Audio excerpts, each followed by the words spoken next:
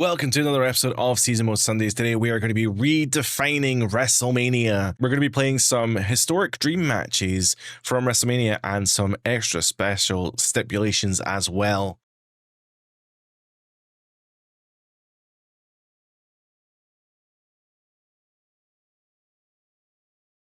So Hell in a Cell matches in this game actually play really differently because they actually start on top of the cage, which actually isn't a bad decision in my opinion. But yeah, in every Hell in a Cell match you do in Legends of WrestleMania, you actually start on top of the cage, which is kind of insane actually. We still have these really uninspired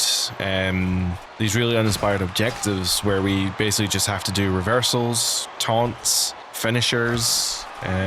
Not good stuff. In fact, Andre looks really short. I don't know if that's just me, but like Andre just doesn't look very big compared to Stud. Stud actually looks bigger in some aspects, which is a little bit odd. Maybe it's just perspective.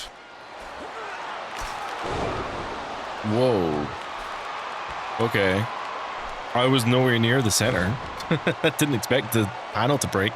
Well, you can't see it now because Andre's on the ground, but he does look a lot bigger in the ring than he looked like on top of the cage. So it must have been some kind of weird illusion. Well, we have a finisher here, which means we're going to body slam Andre into the backbreaker, into the rib punch. And down he goes. Okay. Well, that is probably going to be the end of this match. Okay. So another cool thing about the Hell in a Cell matches in this game is that they actually have thumbtacks as well. I did try and get them out to showcase it, but for some reason I couldn't figure it out. Maybe there's a way of doing it that I've just forgotten. But yeah, this game does have thumbtacks as well, but only in Hell in a Cell matches. So here we go. We have a WrestleMania 6 steel cage match. The blue bar steel cage as well. It does have a door. You can vaguely see it there just behind us. And yeah, the objectives are the same. Objectives are strong grapples, reversals, taunting. Like, they're very boring. Very boring. I said it in a previous video, probably last week's video, but I've always thought that Rick Rude had like some of the best looking wrestling designs. Well, I guess I just said it in that previous video as well, but or the previous in-game video. But honestly, like, just the designs that he came up with were just fantastic. Like that match with Warrior where he has Warrior on his ass essentially, and yeah, the IC title on the front. It just looks so good, so good. And I guess in a way, like it looked so different from what everyone else was doing at the time, and I think in a way actually kind of paved the way for people like kind of Rob Van Dam, Ryback's, you know, those kind of designs that were kind of like airbrushed on the fabric, like some of those really cool designs that we saw. I think actually, even if you want to take a more modern approach, the most recent look that Javon Evans had, I thought looked kind of fantastic as well, kind of similar with he had these like kind of bottoms that are maybe tights that are kind of designed in that kind of way. So now that I've done every objective, all I have to do now is to win with a finisher. Boom, pile driver in the middle of the ring into a top rope something or other. Knee strike into the ravishing neck breaker. Boom. Now we need to win by any means, which in this case is going to be escaping the cage by mashing all the buttons at the same time. Snooker ain't got a chance. Not a chance in hell. But we have now won the steel cage match as Rude very gingerly climbs down. Sorry, Snooker, but you ain't it. It's so like quick how fast that like loads. Well, that was fun.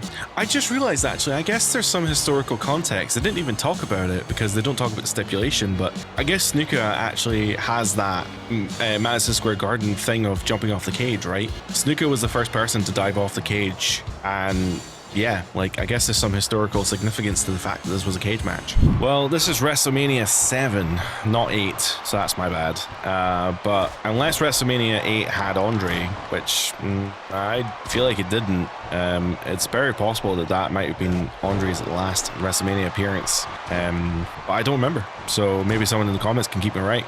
So yes, this is a ladder match. That video had nothing to do with ladders, and a ladder match wouldn't actually stop any kind of interference. If anything, maybe this should have been the cage match, but we can actually grab the ladder We can't attack on the ground, which is kind of lame. But we can attack when they're standing up. Very cool. I don't imagine we can put it in the corner. You can only put it in the middle of the ring. I want to see what happens when I press A, because A button seems to also do an attack. Oh, nope, just an attack. Fair enough. Okay, so you hold B to climb, so that allows you to go up the rungs. And then once you're at the top, you just mash the buttons. Oh, I did not mean to win. That's unfortunate. Why was that so quick to win? Why has Bossman got the wrong music? That's his like attitude era of music. Well, I did not anticipate winning that match so quickly. That was not supposed to happen. I did have lots of other objectives to play, but well, we rewrote history. Let's move on to the next one, shall we? So now our job then is to recreate the match, but with an added stipulation. The added stipulation in this case is, of course, that it is a submission match. Now, I have chosen to play as Bret Hart here because submissions are kind of his thing.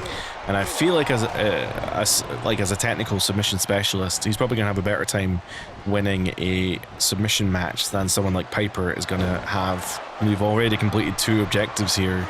Literally, one objective was just to get the first strike. The second was to do 5 hits in a row without taking damage, which we've done. And now we're doing some chain wrestling.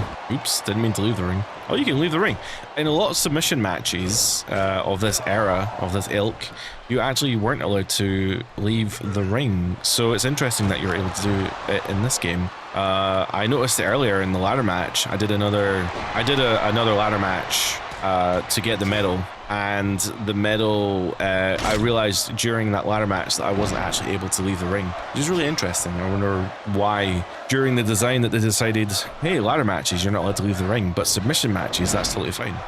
It just seems a little bit odd, you know? So we have completed every objective, which was a little bit unexpected. And with the finisher ready, we can do a backbreaker into a elbow drop into the sharpshooter finisher. Now, I don't particularly like the animation for the sharpshooter in this game, but considering Roddy Piper's health state, he is probably going to submit, and he does. And we get the win. We get the points for the finisher. We'll probably get the points for winning the match afterwards. But I chose to play as Bret Hart here, so we have actually recreated history. And he is, of course, the new IC champion, winning this submission match here at WrestleMania 8. I just realized the arena in this game doesn't really match what the real arena looked like. The stageway is cool, but it doesn't have the pillars, like the overhead lighting that they actually had at that time. Oh, never mind. When I played this match before in the Redefine option, it was not fun. Like a lot of the objectives that we had they were just not great. So I'm hoping that we can be a bit better this time, huh? Now, sadly, the objectives in this case are actually really similar to what we've had before in terms of having to do multiple reversals, throwing people into the corners, and yeah, stuff like that, which is a little bit annoying. Interesting that WrestleMania 9 has the pillars as well. In fact, the arena for this looks outstanding. This looks so authentic to the way that the WrestleMania 9 arena actually looked. But comparatively, you know, WrestleMania 8 or whatever we were just at didn't look that great, I guess, like because it was missing the legs on the overhead. The arena didn't quite look right, like it didn't have like the cool roof that I was talking about. It's just interesting to see comparatively, you know, WrestleMania 9 looks outstanding, but the other WrestleManias maybe have some corners cut elsewhere, you know. Oh my god, I'm just trying to climb the top turnbuckles, but it's actually proving to be really difficult because now, for some reason, Bret keeps trying to climb the cage, which is really not good because I've got an objective to do top rope moves, and I'm really trying to hit them, but like for some reason it just isn't working for me because he keeps trying to climb the cage and I don't know why. Okay, that's one way to get to the top rope, I suppose. Just do the corner chain thing. That'll do that. Now, unfortunately, we have a finisher, but it's going to end the match, so I think I can actually do my finisher. I think one of the objectives is actually to do 2 finishers, and I will not be able to. So there is an option here to do some strong grapples. We can probably do that. So we need to do 3 strong grapples, and we also need to Irish whip him into several more parts of the ring, the corners anyway. I fucked that really bad. I went for my finisher and totally whiffed that, so we're gonna have to do a bit more damage. I wanted to try and get a medal on this one, but I don't think I'm actually going to be able to. So unless Yoko decides to grapple me a whole bunch more times, it's not going to work out. So I don't know. I'm at half health. He's almost got a finisher. I'm just getting it's a little close for comfort. So I'm going to try and get this finisher here, boom, and then now that we have a finisher, I'm going to try not whiff it this time, go for the backbreaker, press the right button, and that's going to take us into the sharpshooter, which is most likely going to end the match, assuming that subtitles are on. Anyway, submissions are on. Can you tell I'm tired? Oh, okay, so that actually didn't end the match. Okay. So that means I can easily get another finisher, see where it goes. So the chain moves that you do, you know, when you grapple up and you get the little button presses at the bottom of the screen, they fill your momentum bar like absolutely no one's business. Now, the problem is I actually don't know how to trigger them. Like by playing the game. I thought it was just pressing A. Like if you just press the grapple button, you will just kind of automatically trigger them at random parts of the match. And I don't actually know really what triggers them, so they kind of just appear semi-randomly. The thing is though, I know that hitting someone off the cage, or hitting Yoko off the cage in this case, does do quite a lot of damage, so we want to try and get that if possible. But unfortunately, Yoko's going to try and escape the cage, and this is what happened. This is actually a restart. And this is what happened earlier, is that I got knocked down and he just escaped the cage and I had to restart the match, and that was not ideal. Okay, so we can get another finisher here. Hopefully this will either end the match or at least give me the chance to win, I guess.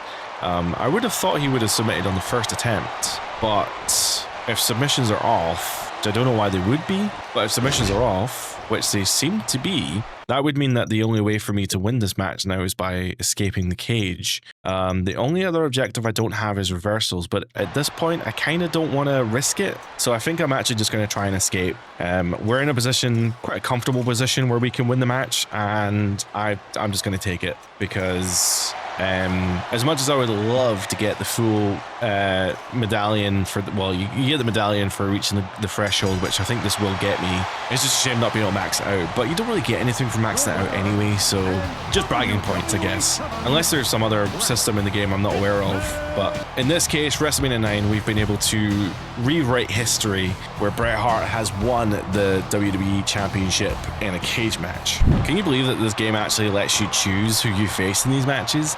As if I'm going to play as Bundy. No offense to him, but I mean, come on. This is the goddamn Undertaker. I guess at this point it should not be surprising to you the fact that the objectives for this match are the same as all the previous objectives, which is to say, Paul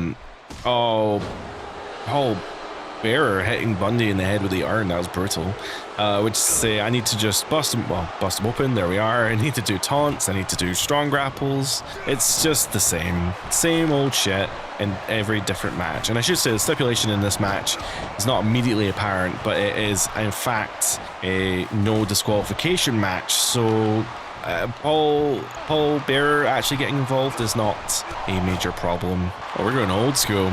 This is just a strong grapple. We're going old school. He's walking the tightrope into the clothesline. Very cool. There we are. So we've completed another objective, jumping off the top rope. Now we just need to do another strong grapple and we'll be in the money. Well, we won't have completed everything, but we've completed a lot. There we are. So we're over halfway already. So our objectives, again, are as simple. They are just hitting 2 finishers, which I think in this case is not going to end the match immediately, because I think we have the option to do a pinfall at the end of this. Yeah, we can at least break out of this pin, so there we are. We don't have to do it, which then leads us into our second finisher. And I guess while we build up more momentum for this finisher, we can hopefully try and get another reversal that'll complete that objective as well. And we are finally at the end of this. Okay, I did press the button to do my finisher, but it didn't seem to work. Anyway, we have completed all objectives. We just have to figure out what the we just have to complete the last objective, which is to hit a second finisher and get the win. Now, Bundy has well and truly had his ass kicked this whole match. He's had no chance at all, and Paul Bearer keeps interjecting like this for some reason. I don't know what it does, but I appreciate him doing it nonetheless. But, you know, of course, now Bundy gets his offense in just before I get my final finisher. Oh, and Paul Bearer grabbing the ankle of Bundy. I was trying to be cool and do something there, but it didn't work out. Either way, big backdrop. We're going to get our second finisher, well, technically our third finisher shortly, and hopefully won't screw up the button press. Boom, boom, and boom, and we'll get the win off of the tombstone pile driver to Bundy. A much cooler ending, if you ask me, in regards to the way, oh my fucking god, this game is unreal. You know what then, I'm gonna, that's what I get for trying to say it's a much cooler ending than the real one. I'm gonna have to just win the same way that he won in real life. With a goddamn clothesline. How do you hit that? Ah, whatever. Well, do we have a superplex or something? Do we have a major? If this is a big move, we can just get a pin off of this, right? Yeah, of course. Superplex. We'll take what we can get. We'll just get the win off of that. That's a superplex is still a cooler win than the finale for the real match. He kicked out again. What the fuck? Can I just punch him to win? I mean, a punch is a punch, right? What the? He just keeps kicking out. I mean, surely not. I mean, surely not. Okay, right, so that apparently was what it took. A goddamn hip toss. Bundy's like, nah, I'm not going down without any other move. It has to just be the hip toss. It can't be anything else. Well, there we are. The hip toss doesn't change history, but it changes the way that this match ended. I guess a hip toss is cooler than a clothesline. I would have taken the tombstone personally, but we work with the hands we're dealt. And there we are. We have received medals for every single match in the Redefine section of Legends of WrestleMania. Now, we have completed Relive and Rewrite and Redefine now. I am missing one medal from Relive, which is super annoying, but I will survive. Interestingly though, there were movies in here that were not in the base game here. I don't know where I'm going to find them. Ted DiBiase versus the Brutus the Barber Beefcake. Jake Roberts versus Andre the Giant. These were not matches that were in the game, but through those medals we were unlocking these videos, which makes me think, were there other matches that were perhaps scheduled for this mode that never made it into the game mode? Either way, really interesting. So yeah, it's Ted DiBiase, Brutus the Beefcake, Jake Roberts, Andre the Giant, I guess Beefcake and Perfect as well. Those are matches that are not in this game, or at least in the story mode section of the game. But we did unlock those movies as part of it, so I wonder if there were just some cut matches that somehow just didn't make it into the game, but they had already done the work on the videos and thought, we'll let the player unlock them. That's going to be us for today. Thank you so much for watching. That has been Legends of WrestleMania. If you do want to see more, then let me know in the comments down below. Otherwise, give me a like and subscribe because it lets me know that I'm doing something right. With that being said, that's going to be us for today. Thank you so much for watching. With that being said, that's going to be us for today. Thank you so much for watching. I hope you have a great week, and bye for now.